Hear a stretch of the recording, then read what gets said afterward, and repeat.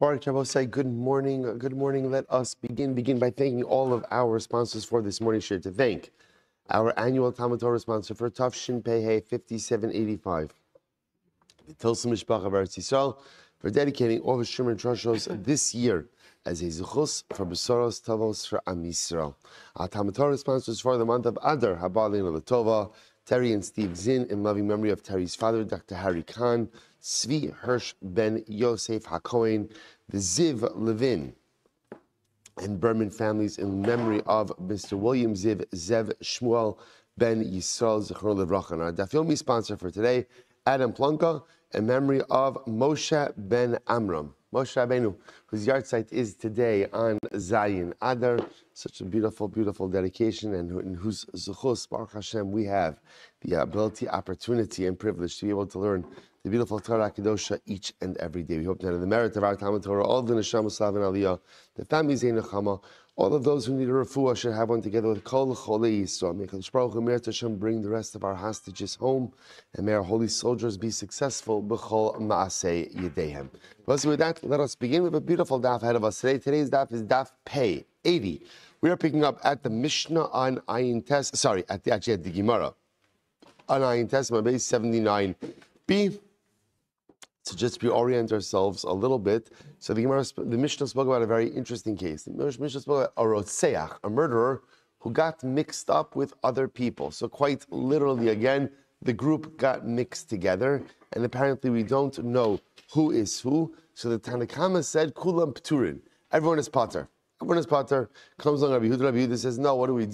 Konsin osan lekipa." We go ahead and we bring them all into an enclosure, a closed space. As Rashi points out, feed them barley and allow their stomachs to explode. Essentially, kill them passively. Kill them passively. To which the Gemara asks a very simple question: Manacherim. By the way, what exactly is the case over here? We understand that there's Ruvain, right?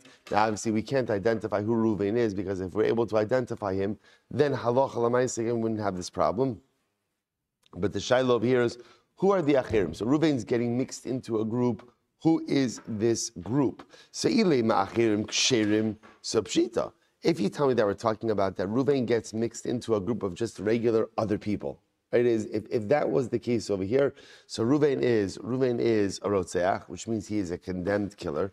He's going ahead and he is getting mixed in with a group of other people who are just ksherim, just innocent people. And literally, we don't know who's Ruvain, who's the rest of the innocent chevra. So of course, the Tanakama makes sense that Tanakama, everybody's pater. Because what are you going to do? What are your options over here? Your options are to either put everyone to death or put no one to death. So obviously, in that scenario, we're going to put no one to death.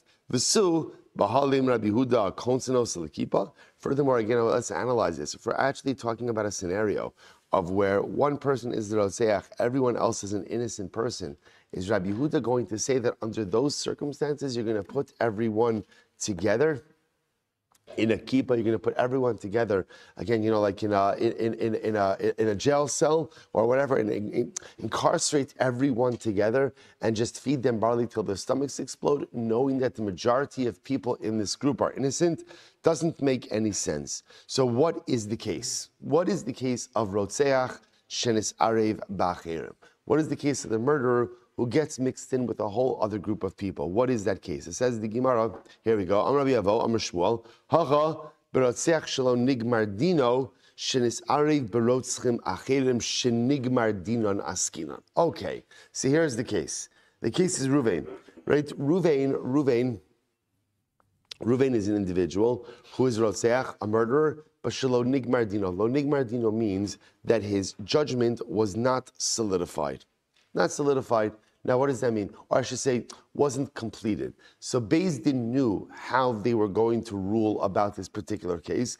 Beis Din knew that they were going to find him guilty, but Beis Din did not get around to actually issuing the verdict itself. Right? I'll say, by the way, this actually makes a lot of sense, because remember we saw this earlier on in the Masechta, that in a capital case, if Beis Din is going to condemn someone, so what's the halacha? You couldn't adjudicate and condemn that same day. Remember, what did you have to do? You had to sleep on it. So you could very easily have a case where it's clear that Beis Din is going to convict him. Beis Din is going to convict him, but they didn't get around to issuing the judgment yet. And what happens? He escapes. He escapes, and he gets mixed up in a group of other individuals. So Reuven himself is the guy whose judgment was not yet solidified. He gets mixed into a group of other murderers whose judgment was solidified. The problem, of course, is that what? We don't know who's who. So what do we do in this kind of scenario? So watch this. Rabbanan Savri in Gomrin Dino Shal Adam Ela B'fanav Hilchach Kulan P'turin. So the Rabbanan hold, look, you cannot go ahead and pass a finalized verdict on someone unless, of course, they are present in front of Beis Din. In other words, or essentially, to say it a little bit differently, you can't pass a verdict in absentia. So because the defendant is not there, therefore Beis Din is unable to go ahead and pass the verdict. So because you're unable to pass the verdict, what's the only other option? What do? Everyone's potter. In other words, if you can't execute, remember, so there's two things happening over here. Number one, Reuven's not in front of Beis Din, so therefore he can't pass the verdict in absentia. Number two, we don't know who Reuven is in the context of the group. So what are we supposed to do with this? Now, again, so we know everyone in this group, by the way, the crazy part is, everyone in this group is murderer. Everyone in this group is murderer, right? So everyone else besides Reuven already has a verdict passed against them. Reuven didn't yet have a finalized verdict. We can't pass the verdict in absentia. So the problem is, we're stuck. So therefore, the Tanakhama says the only thing to do in this situation is allow everyone to go free. The Gemara says, Rabbi Yehuda, miftarinu legamri namilo, kevan drotzchinenu. Rabbi Yehuda says, no. You cannot allow everyone just to be potter for one simple reason. What do we know about this chavra? What do we know about them? They're all killers, right? They're all murderers. So we are not going. On the other hand, you can't actively execute them. Why not? Now we'll say, remember, according to Yehuda, even Reuven, right, who did not have his verdict passed against him, that's a technicality, right? Beis Din didn't get a chance to go and pronounce the verdict in front of Reuven. But Lamaisa, it's not like there's a suffix about his status. We know how Beis Din was going to rule. So Rabbi Yehuda says, you literally have a chevra of murderers. So what are you going to do? You're just going to let them go free? So Rabbi Yehuda, miftarinu legamri namilo, kevan drotzchinenu. So Rabbi Yehuda said this, to let everybody go free, you can't do that because they're murderers. Hilchach konsin osa lekipa. Therefore, so what do? We go ahead and we put them into an enclosure, where essentially we incarcerate them, feed them barley, and their stomachs will explode. So kill them passively. So I'll say, so this is the first interpretation of the Mishnah, Rabbi Avo, and therefore it really turns out that halacha l'maisa, what it comes down to is the inability to pass a verdict in absentia. So the Rabbanan say, because he can't pass the verdict, therefore, again, you have Reuven essentially who's quote-unquote not guilty, because you have a not guilty party mixed in with a whole bunch of guilty parties, and we don't know who's who, there is no choice but to exonerate the chevra. Rabbi Yehuda says, absolutely not. I understand you can't pass the verdict. I got it. But at the same time, they're all murderers. So what do? Kill them passively by keeping them in the enclosure and feeding them barley. Okay, that's first interpretation. Reish Lakish says no. Ba'adam dukuli amalo pligi diptiri. So Reish Lakish says that can't be the case. If we're actually talking about a person who's a murderer, right, and got mixed in with the whole other chevra, everyone will agree that he's going to be pater. Everyone's going to be pater. Why? Look at last Rashi, diptiri. Hoil v'ikachad delo nigmar dino ein lecha raya l'schos kidolo mizo v'rachmana v'hitzila se'ida. So Rabbi Avo says that is simply not true, right? Rabbi Avo says like this: halacha l'maisa, everyone agrees that a verdict cannot be passed in absentia, right? And the lack of a gemar din by definition means, or also in halacha, there's either one, right? You're either in one of two states. You're either chayiv or you're pater. Right? You're either milchiks or you're fleishiks, right? There's no parav is only in your kitchen. There's no other place in life where there is parav. So therefore, again, Rabbi Avo will say like this: the lack of a gemar din by definition says what? You're pater. Which means, therefore, if we're talking about a person and Reuven's getting mixed in with the whole chevra, and Reuven doesn't have the gemar din, everyone else has the gemar din, it goes without saying that everyone will agree that, of course, the chevra is going to be pater, because you can't execute the chevra when you know that there's an innocent party mixed in there. Okay, so therefore, Rabbi Avo says, Aval hacha, what's the case over here? Aval hacha, b'shar shelo nigmar dino, shenis ari b'shvar macherim shenigmar dinan kamiflagi. Oh, fascinating. Rabbi Avo says, The case over here has nothing to do with people. Nothing to do with people. Instead, what does it have to do with? Oxen. Oxen. It's a case ultimately, again, of oxen. So halacha l'maisa, you have an ox, shelo nigmar dino. So I have a goring ox, right? A shor nagchon. I have a goring ox. The ox was going to be condemned to death. The final psak was never delivered. And what happens? It gets mixed in with other shvarim, shenigmar dinon. Okay, so that's the halacha. A condemned ox, right? Or I should say, condemned chevra of oxen, and an ox that has not yet had its gemar din got mixed in. Here we go.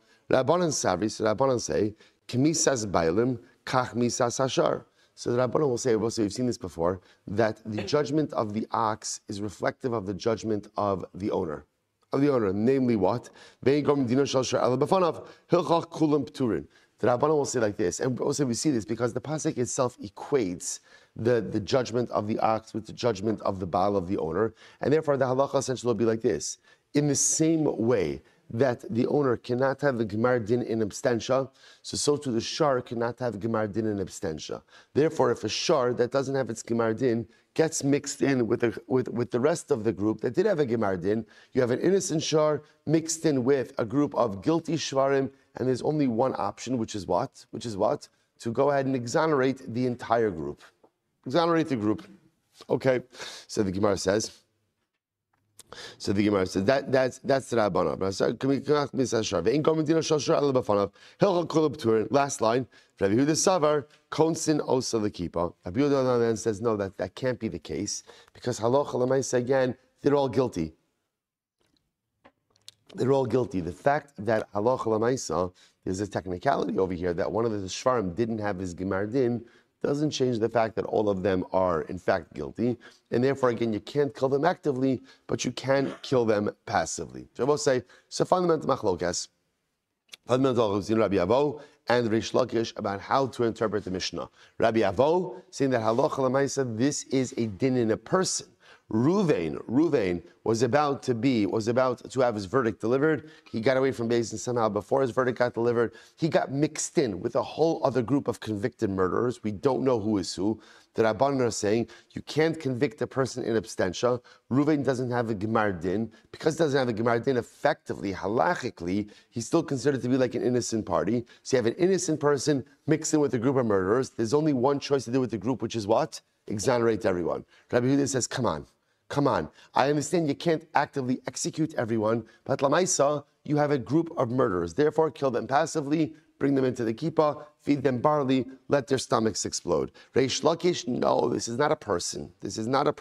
Because if it was a person, everyone would agree with the Rabbanon. Rather, this is a case of shar, and the din of shar is like the din of its owner. Good. Some Rava says as follows. What's the top of pay? 88. Ihachi. I know diktani Allah. So listen to this. So therefore, Rava says the truth is this makes sense. Because remember again, there was a statement about the Mishnah. Rabbi Yossi says, even if Abba Chalafta was a great tzaddik, right? Even if Abba Chalafta was mixed into the group, the halacha would be the same. So what does this mean? Take a look at the top Rashi. Ihachi hadatani Allah, bein l'Reish Lakish, bein l'Shmuel. Bein l'Shmuel. Kamosiv, Ihachi, Dahainu Achirim, Demastisin Delotzim Kamar, Vahirot Seaction is Arev, Bohokar, Ulabasof, Nis Arev Kamar, Hadatani Lababrais Hachi, wrote Seaction is Arev Achirim, Kula Paturim, Amrav Yossi Afilu, Abba Chalafta Benehen, Kulan Paturim, Samaya Afilu Kam Rabbi Yossi. So listen to this. So the Gemara says, now Rabbi Yossi says, even if the person who got mixed in was Abba Chalafta. Now what Rabbi Yossi seemed to be saying was like this. In other words, both say, imagine for a moment that the person who got mixed in the group was someone like Abba Chalafta. Abba Chalafta was a big tzaddik. So you'd be tempted to say, even if let's say we had the group, everybody was a murderer except for one person. But we don't know who's who. So Rabbi Yossi says, even if the person who got mixed in was Abba Chalafta, still the halacha applies.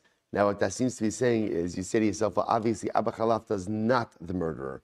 Nevertheless, Rabbi Yossi says this group dynamic still would apply even if Abba Chalafta was mixed in. So the Gemara says, what does that mean? Who does that apply to? Ela Amar Rava, Rava says, Chachi Kamar, this is what it means to say. Shnaim shayu omdim, listen to this, v'yatza chutz mebinehem v'harag. Sorry, v'yatsa chetz me'bnei b'harag shnei peturin. All right, so the Gemara is reframing the case a little bit. Listen to this. You have two people standing together, right? Reuven and Shmuel standing together. Now, from their collective space, someone shot an arrow. What don't we know? What don't we know? Who shot the arrow? Now, the arrow went and killed someone, but we don't know. Was it Reuven or was it Shimon who shot the arrow? Now, we know with absolute certainty that the arrow emanated from the group, but I don't know who the arrow emanated from. The Gemara says, Shnei Pturin. Both are going to be pater. From Rabbi Yossi, both say now the statement makes sense. Rabbi Yossi, afilu abba chalafta beinehen. And Rabbi Yossi says, even if one of the two guys was abba chalafta. In other words, I might have thought like this. If it's Ruvain and abba chalafta, and from within the group, someone shot an arrow, and the arrow went ahead and killed Shimon, but we don't know who it is. So you'd be tempted to say, it's for sure Ruvain. It's for sure Ruvain. Can't be Abba Chalafta, right? Abba Chalafta would never do such a thing. Nevertheless, even if one of the people is Abba Chalafta, ultimately both are pater. Both are pater. Since we do not know with definition who went ahead and shot the arrow, therefore by definition we have no choice but to exonerate. Now I will say, this is all part of the same motif, right? Because this is what the Rabbanan are saying in the Mishnah. Whenever you have any level of ambiguity about the identity of the murderer, by definition, we're just always reticent to execute. And in general, the halacha is reticent to execute anyone. But halacha has come v'kama when the identity of the murderer is somewhat ambiguous, we just can't carry through. Even in a case, two guys, Reuven Abba Chalafta is a gadol adar. They're standing together. An arrow shoots forth from between them, kills Shimon. You'd be tempted to say logically, I will say logically, who's the killer? Who's the killer? It's got to be Reuven at Abba Chalafta. Even in a case like that, we won't execute anyone because of identity ambiguity. Take a look at Rashi for just a moment. Ela Amar Rava, b'shelo hoker lebeizin kamar, kigon shnayim omdim, v'yotzachetz mebineim. Two people are standing, right, and an arrow is shot forth from between them. Then Yodin Eza mehen zarko, I don't know who shot it. Pturin, Shnei Pturin, both are pater. Rabbi Yossi, afilu abba chalafta beineim, shakol Yodin shu chosid, v'lo zarku, lo mechayvin liidach mishum hay chazaka, u'baha afilu Rabbi Yehuda modeh, Rabbi Yehuda damar kol sinos l'kipa, lo Allah Allah kai elachi kamartana kamba v'chisur mechsrei v'masnisa b'achi katani v'shor shnig mardina. So what I said, the point over here is that halacha l'maisa, even Rabbi Yehuda would agree in a case like this, right? Even Rabbi Yehuda would agree in a case like this, that halacha l'maisa, everybody is going to be pater. We're both saying that there's an interesting Musar Haskell in this also. You think to yourself, well, why wouldn't we say that if Abba Chalafta is there, Abba Chalafta is pater, right? What's the logic? So obviously the logic is that when there is any identity ambiguity when it comes to a capital case, we have no choice but to pater everyone. But there's also something else that's interesting. The Gemara, the Mishnah in Pirkei Avos says, Al tamin ba'atzmecha ad yom moscha.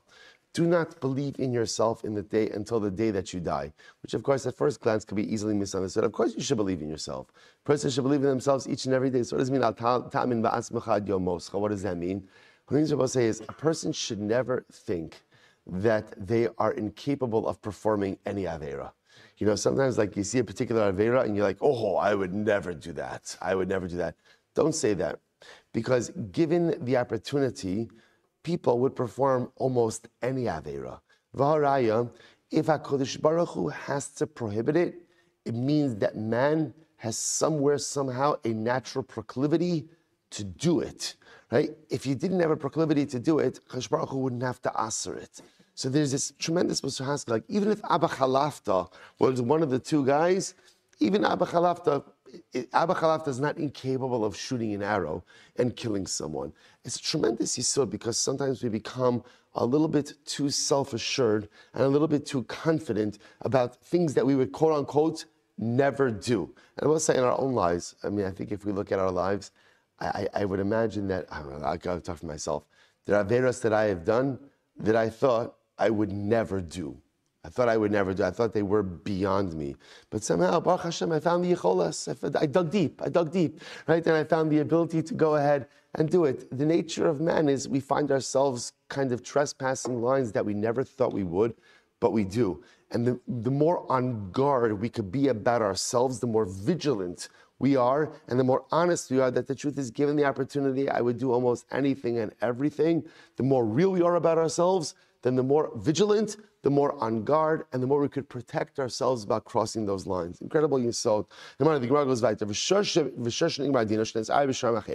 Now again, going back, circling back. So now we understand what Rabbi Yossi was referring to, right? So Rabbi Yossi in the Brisa, when he said, even if Abba Chalafta is one of the two people, that was talking about a different case. That's talking about two people standing together, an arrow shoots forth from between them, the arrow goes and kills someone. So the Gemara says, they're pater. Even if one of the guys is mamish like a Gad Ladar, so you'd say, of course it wasn't the Gad Ladar, it must have been the other guy. No, there's identity ambiguity, and therefore both ultimately, again, will be pater. Now circle back. If you happen to have a shar, and the shar ultimately, again, had its gemardin, and it got mixed in with other shvarim. So the Gemara says, shar machirim ma'alya. Now, shar machirim ma'alya means other innocent shvarim. So a shar that was condemned to death got mixed in with other innocent chevra. What's the halacha? Soklenosan. Ultimately, again, we'll stone all of them. We'll stone all of them. So the Gemara says, now obviously, this is by animals, right? This is by animals. This is not by people. So we'll stone all of them. Rabbi Huda says, no, konsin osa lekipa. Rabbi Huda says, no, we're not going to actively kill them. Rather, what will we do? We'll go ahead and just kind of passively kill them. Just put them in the pen, feed them barley, and they'll ultimately die. Or by animals, don't feed them at all, and they'll die. But we learned, para shemisa va'achar kach yalda. This is an interesting case. But is that true? Is that true? So if you have... So we'll say, now, this is a reverse of what we were saying before. It sounds like, that now what the Gemara is suggesting is, even according to Rabbi Yehuda, whenever you have a case of a potential innocent party mixed into the group, you're never going to kill anyone. You're never going to kill anyone. You can't. So what's the case of Machnisin Osa L'Kipa? That's the case of a shar. That's the case of a shar. So you have a shar ultimately again that killed someone, and it got mixed in with a chevra of innocent shvarim. So Rabbi Yehuda will. So the Tanakama says, kill everything. Kill everything. The Rabbanan say kill. Rabbi Yehuda says no. Machnisin osa lekipa. So the Gemara says, listen to this. Is that true? Vatanya, listen to this. Parashem misa v'achakach yalda. Interesting case. Let's say you have a cow that killed someone, and afterwards it gave birth. Imachto nigmardina yalda vlada mutar. If the cow gave birth before its verdict was delivered, the offspring is mutter. The offspring is mutter. So the Gemara says, yalda vlada asar. But if it only gave birth after the Gemar din, then the offspring is going to be asar. Nis'ariv ba'acherim. Let's say again the offspring of the cow. Let's say in a case where the offspring was prohibited. Let's say the offspring of the cow gets mixed in with other cows. Va'acherim ba'acherim. And again, the group gets further mixed together. Konsin osa lekipa. Then in that case, again, we put all of the Suffolk cows into a pen together and just let them die that way. But Lazar Rabbi Shimon Omer, Mevian osan lebezin, v'soklan osan. Rabbi Shimon says, no, we go ahead and we bring it to Bezdin, the group to Bezdin, and we stone the group. Omer Mar, imachlo nigmar dina yalda vlada mutaris. Now listen to this. So let's go back for just a second. The Gemara said that if the cow that killed someone gave birth to its offspring, gave birth to its calf, before the Gemar din, then ultimately the offspring is permitted. Now, what's interesting about that case is, in other words, if you're talking about that it gave birth before the Gemar din, what does that mean? That means that it was pregnant at the time that the cow gored. Now, if that's the case, the Gemara says, yet Rava says that if you have a cow, pregnant cow that gored, both the cow and its offspring are going to be asr. Why? Because we view the fetus as being participatory in the act of goring. In which case, again, the fetus has the status of the mother. To which the Gemara says, similarly, vlad hanirvas asr hi uvlada nirvu. Similarly, again, if you have a pregnant cow, and a pregnant cow is sodomized, so what's the halacha? Both the cow and its offspring are asr. Now, we'll say asr in that context would mean like for carbonic purposes, right? Why? Because we view both the mother and the fetus as having been sodomized. So interestingly enough, so what do you see from here? You see from here that in these cases where you have a cow that's pregnant, the fetus shares the status of the mother. So if the mother gored, then the fetus has the status of a goring cow as well. If the mother was sodomized, so ultimately, again, the fetus has the status of being sodomized as well, therefore can't be offered up as a carbon. So yet the Gemara made the distinction. It sounds like everything is dependent on, did the cow deliver before or after the Gemar din? But in reality, this is not about the Gemar din. To which the Gemara says, Ema, ad shelo nigmar dina ibra, v'yalda, v'lada mutar. Rather, what it means is like this. If before the Gemar din was passed, the mother became pregnant and birthed, then the offspring is mutar, which indicates to us the pregnancy happened after the event. After the event. So the pregnancy happened, so the mother gored. Then what the Gemara is saying is like this. If the mother became pregnant and gave birth before the Gemar din, or in other words, before it was delayed, right? It was delayed, then halacha l'maisa, the offspring is mutar. If shenigmar dina, but if halacha l'maisa again, the offspring, sorry, but if after the verdict occurred, then the cow became pregnant and gave birth, vlada asar, ultimately the offspring is asar. So the Gemara says, okay, let's analyze this a bit more. Okay, so let's talk about this just a second. So if you have this case over here of a cow, right, that was convicted of goring, right? Or for that matter, again, a cow that was sodomized. It doesn't really matter what the case is. Either way, the mother is impacted, right? The mother has a change of status. So now what we're saying is like this. Listen to the cheshbon. So we're saying like this.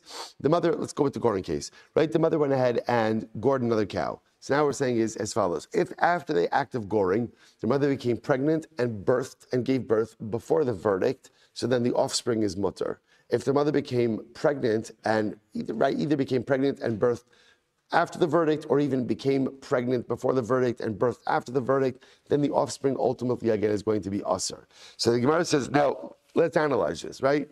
In order for this mother to give birth, what has to happen?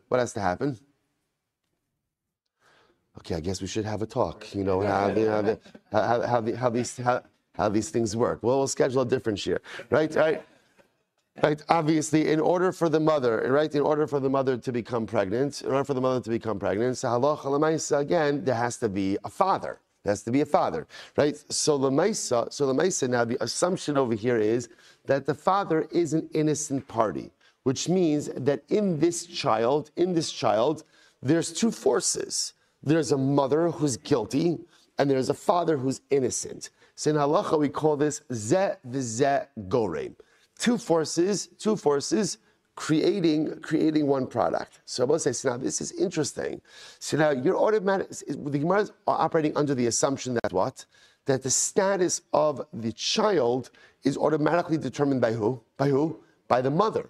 But there's a father also, right? There's a father. And the father's status is totally mutar. So the Gemara says this whole thing makes sense according to the opinion that says, zeh v'zeh goreim asar. Right? Then even though you have two forces, you have gore means causations, right? You have two causes, a mother cause, a father cause. The mother cause is guilty. The father cause is innocent. So again, if you go with the opinion that says that as long as one of the cause is the wrong word, but as long as one of the garmin, was it? Contributing forces, right? If one of the contributing forces ultimately, again, is culpable, is liable, then that liability is passed down to the offspring, then this whole thing makes sense. The Gemara's Amar Beis will say, Elo, leman damar zeh v'zeh goreim mutar meikal emeimar. But 1 second, there is another school of thought. The other school of thought ultimately is what? When you have two contributing forces, one of them is innocent, one of them is guilty, that halacha l'maisa, again, the offspring, lav dafka, bears the guilt of the guilty contributing force. What is there to say? To which the Gemara says, Michael Neymar. Look here, Rashi. Michael Neymar. Rashi says, "Daha kishenotza la'achar gemar din lav iu lichudei garma la she'af min hazachar huba deheter ve'isur garmu lo sheyavo." So I'll say, so again, if you hold, so this whole thing makes sense if you hold zeh v'zeh goreim aser, but if you hold zeh v'zeh goreim mutter, then lamaisa, why should the offspring automatically be aser? To which the Gemara says, Allah Amar Ravina, this is very interesting. Ravina says, Ema im ad shelo nigmar dina ibra v'yalda v'lada mutter, v'im ad shelo nigmar dina ibra u'mish nigmar dina yalda v'lada aser ubar yerech imachus. The Gemara says, you're right. Ravina says, let's reframe this a little bit. If the verdict has not yet been passed, right, and what? Ibra v'yalda. So if the verdict has not been passed yet, and the mother becomes pregnant and births, the offspring is going to be mutter. Now this is in line with the idea, a very simple idea, that when does liability occur, or when does culpability set in? Only when? After Gemar Din. After Gemar Din. So interestingly enough, even though the mother already committed the act of goring, but again, you're not liable until there's a Gemar Din. So if halacha l'maisa, so if the timeline is like this, the mother gored, then became pregnant, gave birth, all before the Gemar Din, so halacha l'maisa, again, the offspring is totally mutter. Absolutely no problem. On the other hand, im ad shelo nigmar din ibra umisha nigmar dina yalda. But let's say again, goring, right, pregnant, gemar din, birth. In that case, the halacha is vlada aser. In that case, ultimately, again, the offspring is going to be aser. But what about zev zed gorem mutter? Very different over here. Ubar yerech imochu. I will say there's another piece here. What's the other piece? A fetus is considered to be an appendage of the mother. So therefore, again, if the mother is pregnant with the fetus at the time of the Gemar Din, then when the Gemar Din is passed, so that Gemar Din devolves upon the entirety of the mother. The uber is reckoned as literally, again, yerech literally means like a thigh, like a leg of the mother, right? So the fetus is considered to be a leg of the mother, and therefore halacha l'maisa is going to share in the verdict. Incredible. So there are a number of important halachas that come out over here, which is, first of all, number one, in a case, let's just go through these cases very quickly. In a case where halacha l'maisa, you have a murderer who got mixed in, right? Let's say, like we started Rabbi Avo, right? A rotzeach shelo nigmar dino, who got mixed in with another group of rotzchim shenigmar dinon. So we'll say, so what do you do in that case, right? So let's say Ruvain was accused of murder, and Beis Din was going to rule in a certain way, but Beis Din didn't yet get the opportunity to literally paskin on his verdict, and he gets mixed in with the whole chevra of actual murderers. So what's the halacha? So as Rabbi says, so we paskin that you cannot pass a verdict in absentia. At least for now, that's how we're paskening, right? You can't pass a verdict in absentia. And therefore, again, the only thing you could do with that chevra is exonerate all of them. Exonerate all of them. So that is, indeed, we end up paskening really like Rabbi Avo. Okay, fine. So we'll say, so without the cases, we'll leave for now. Let's go back there. So we'll say, so the next part of the Mishnah was, let's say, so in part one of the Mishnah, you have someone who may be guilty, but his Gemar Din wasn't passed, mixed in with the rest of the chevra of guilty parties. The next case of the Mishnah was as follows, where let's say you have a group of guilty parties, all mixed in together, but the difference is they have different death penalties.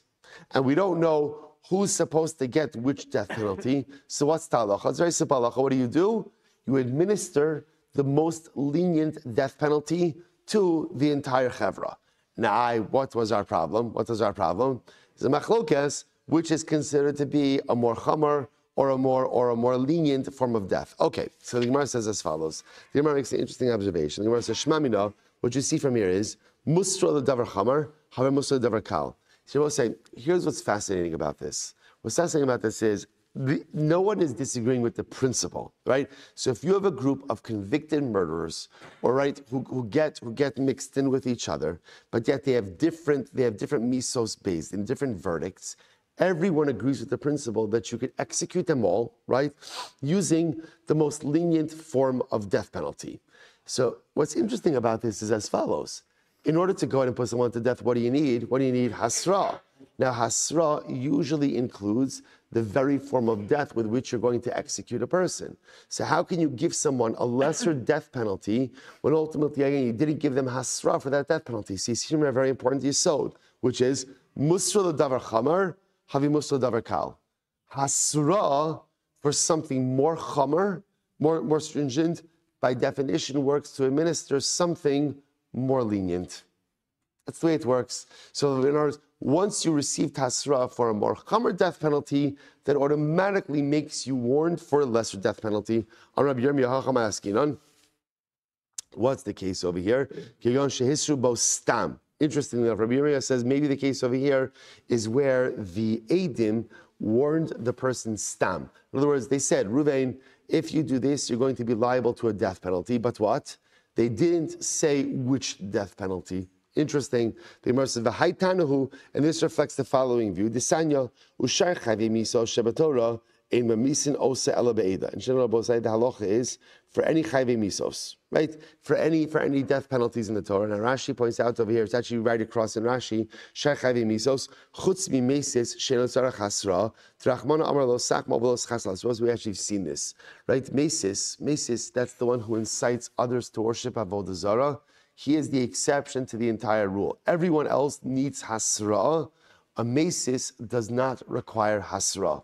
In other words, because halacha l'maisa, essentially, we throw the book at the mesis. So interestingly enough, everyone else, shar chavim miso shebetorah, ein mamisin osan ela be'eda. So number one, you can only adjudicate their case in the basin of 23. That's number one. Number two, ve'edim, you also need witnesses, v'hasra, and halacha l'maisa hasra. So we'll say this is Beis Din 101. Or I should say, Misas Beis Din 101. In order to execute someone, number one, they have to be judged in the basin of 23, Sanhedrin Katan. Number two, there has to be Edim. Number three, there has to be Asra. Rabbi say now, Va'ad shiodiu shu chayiv misas Beis Din. Now the Tanna Kama holds, furthermore, so what do the Edim have to say? Edim just have to say, Ruvain, if you do this, you are liable to be executed by Beis Din. So interesting enough, they don't have to say what type of misas Beis Din, but they just have to say misas Beis Din. Rabbi Huda says no. Rabbi Huda Omer, achio diuhu be'eza miso hu nera. Rabbi Huda says not true. Not true. It's not enough just to say generically you're going to be put to death by Beis Din. Rather, Rabbi Huda says they actually have to articulate what type of misas Beis Din Reuven is going to be liable to. So we'll say, now listen to this. So what's the point of contention over here? So we'll say, by the way, I just want to point out, this big machlokas, fundamental machlokas in the nature of hasra. Tanna Kama says all the Edim have to say is, Reuven, if you do this, you're going to be liable to a death penalty. Rabbi Yehuda says, no, they have to indicate which death penalty. So the Gemara says, Tanna Kama yal Mekoshesh. So Tanna Kama learns stuff from Mekoshesh. Now, I will say, interestingly enough, what happened to Mekoshesh? We keep on references back to Mekoshesh. What happened to him? Who is Mekoshesh? This was the guy who was publicly violating Shabbos. Now, I will say, and I remember again, what happened to Mekoshesh? They put him in jail because they did not know what to do. They knew, we saw yesterday's daf. They knew that he was going to be put to death. But rather what? They didn't know which death penalty, which means that what? When the Eidim gave him Asra, what hasra did they give him? There has to be hasra, because you can't have someone without hasra. So what happens? They went up to him and said, Ruvain, Mekoshesh, stop doing what you're cease and desist. If you don't do this, you're going to be put to death. But clearly, what didn't they say? What didn't they say? What type of death? Why didn't they say it? They didn't know it. So Tanna Kama says, what do you see from here? You see from here that proper hasra does not require the articulation of the particular manner of death penalty. All it requires is an articulation of death penalty. On the other hand, so Rabbi Yehuda says, no, Mekoshesh hara shaisa. Don't bring a raya from Mekoshesh. Don't bring a raya. Right? So we'll say, do not bring a raya from Mekoshesh. Why?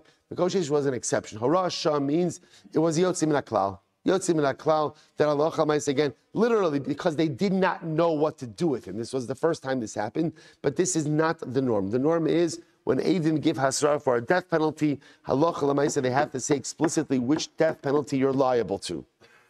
Mekoshesh is an exception to the rule. Incredible. Good, let's go right there. Now, by the way, halacha l'maisa, that's how we paskin. That hasra does not have to be misa specific.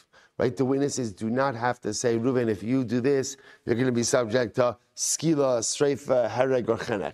They just need to be able to say, Reuven, if you do this, you are going to be liable to misas Beis Din. Incredible. Let's go weiter. Haneskala ben Israfin. So I'll say, remember again. So then, of course, after we establish that principle, that by definition, hasra for a more chomer form of misa, by definition, it even works for a more kal form of misa. After that, then the problem just is the devil's in the details. So again, which form of misa is more chomer, which form of misa is more kal? Okay, so that the Mishnah had a machlokes. So the Gemara says as follows. So the Mishnah says, Neskel ben Israfin, Masin Rav Cheskel, L'Rami Berei, Hanisrafin bin Iskalin.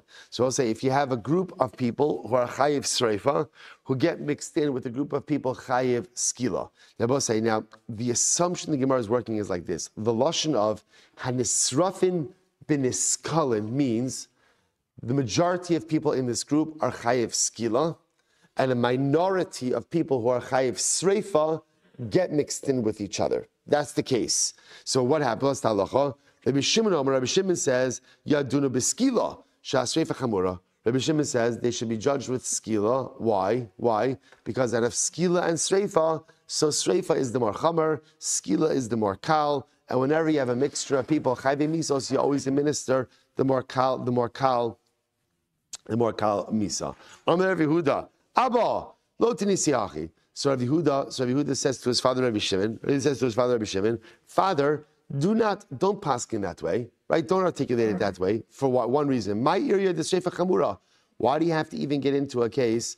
Ultimately, again, that sreifa is more chamer. There's a simple reason. Tepukle, the ruban is inhu. So this is interesting. So watch what happened over here, right? So the case over here is you have a minority of nisrafin who get mixed in with a majority of niskalin, right? So a minority of people, chayiv sreifa, get mixed in with a majority of people who are chayiv skila. Rabbi Shimon says, everyone agrees that you give them skila. Why? Because skila is more kal than sreifa. Comes along Rabbi Shimon's son Rabbi Yehuda and says, Abba, don't say that. Don't say that. You don't even have to get into all of this. It's simple. Why should the chavra get skila? Why should they get skila? Why? Because rov. Because the majority of the group are niskalin. That's why they should get skila. So how should we frame this case? Haniskalin ben nisrafin. So the better way to frame it is a minority of niskalin get mixed in with a majority of nisrafin. Right? So a minority of the group are chayiv skila, get mixed in with the majority of the group that are chayiv sreifa. Rabbi Shimon says this now makes more sense. Yadunu b'skila shas sreifa chamura. Rabbi Shimon says the group should be judged with skila, right? Even though the niskalin are the minority, but still the group should be judged with skila because skila is more kal than sreifa. Okay. The chum say yadunu b'sreifa shaskila chamura. The chum say no, they should be judged with sreifa because the chum say that sreifa is more kal than skila. Skila is more chamar. So teipakle the ruben nisrafin inhu. Segar and Rabban, it's even simpler. We're talking about a minority mixed into a majority of nisrafin. They should be given sreifa. Nothing to do with what's more kal, what's more chamar, but because of the rov. To which the Gemara says, Hasam Rabbanu Dikamrele. Hasam Rabbanu Dikamrele Rabbi Shimon. This is Rabbanu talking to Rabbi Shimon. Lidi Dach the Amrit Streifa Chamura. So the Gemara says, according to you, Rabbi Shimon, you hold that Streifa is more chamar, and we say no, Skila is more chamar. Okay, so we'll say, so therefore again, fundamental machlokes about now. We'll see the Rambam next week about the actual hierarchy. Once we get through the Misos Beis Din, we'll see the actual hierarchy of all of this. But we'll say an interesting exchange. Now the Gemara ends off with something fascinating. The Gemara says, now if you notice, by the way, the exchange between son and father was very interesting, right? Rabbi Shimon said that halacha l'maisa skila, right? If a group ultimately again of nisrafin gets mixed in with a group of niskalin, so the majority are skila, minority are sreifa. Rabbi Shimon says, give the group skila. Why? Because sreifa is more chamer than skila. Rabbi Shimon, his son, said, Father, don't say that. That was his lashon. Father, don't say that, because you don't even have to get into this. You could just use rov. So Rabbi says this. Amar le Shmuel Rabbi Yehuda. So now Shmuel says to Rabbi Yehuda, the son of Rabbi Shimon, Shidina, sharp one, which means, right, Rabbi Yehuda, you're a very smart young man. Top of Pei Aleph, lo tema le la'avucha. Why are you talking to your father that way? Rabbi says, we're going to see over here, so ultimately, again, Shmuel is taking Rabbi Yehuda to task for how Rabbi Yehuda spoke to his father. So Rabbi says, there's a number of beautiful things happening over here. Number one, the general yisod. If you see something, say something. If you see something, say something. Now, it's never something pashut to go ahead and discipline someone else's kids, right? But lamaisa, sometimes if you see something egregious, it's important to point it out. Now, I will say, but what I want to point out over here is something interesting, how Shmuel points it out. Do you notice how Shmuel gives Rabbi Yehuda Musar? He doesn't say, what's the matter with you? He doesn't say, azaspanim, right? Then give him a frask, right? He doesn't give him a, rather, what does he say? Shinina. Shmuel, Rabbi Yehuda, you're a Talmid Chacham. You're a big Talmid Chacham. So I will say, sometimes the best way to give Musar is not by deconstructing people, but it's by building them up. This is the Aaron HaKohen approach, right? The Aaron HaKohen approach to Musar was not to say, what's the matter with you? Who are you, right? Why would you do this? The Aaron HaKohen approach was to go ahead and to show someone how great they were.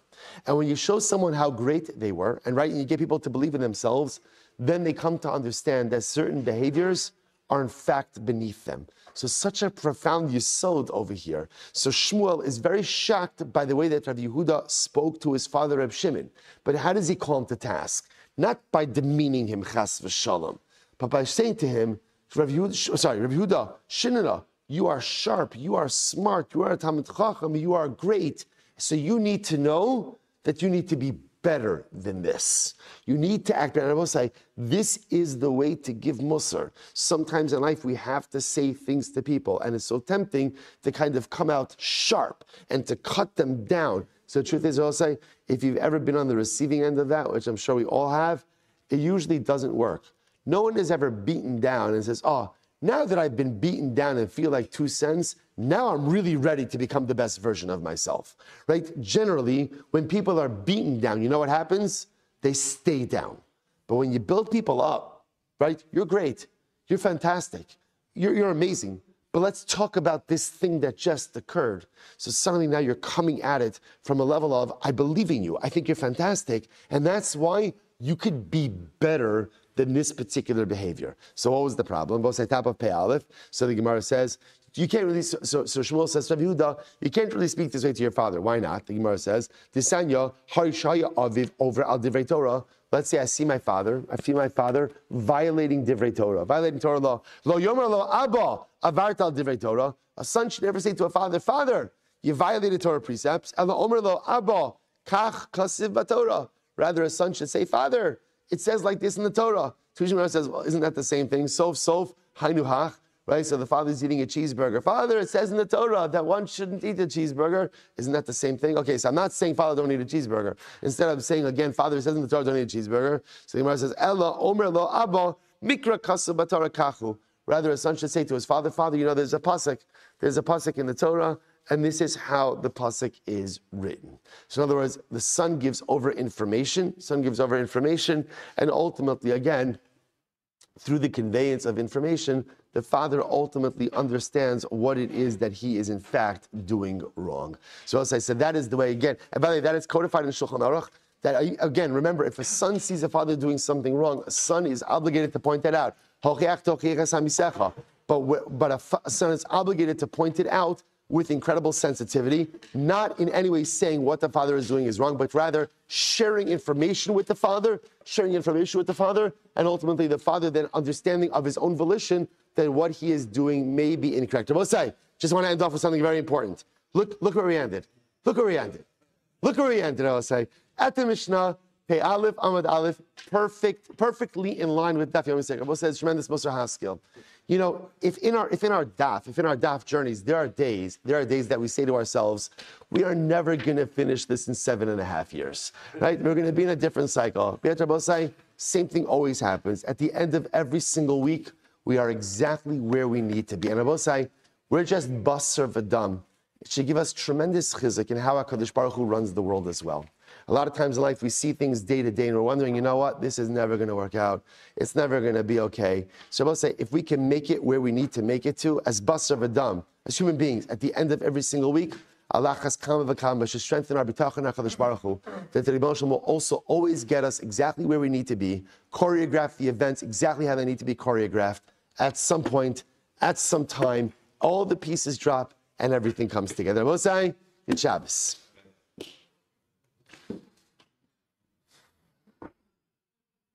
All right, Chevra on Zoom, good Shabbos, everyone. Shabbos, good Shabbos. Shabbos in Eretz Yisrael. Good Shabbos, Mamish, all around Baltimore. Baruch Hashem, it's good to learn with all of you.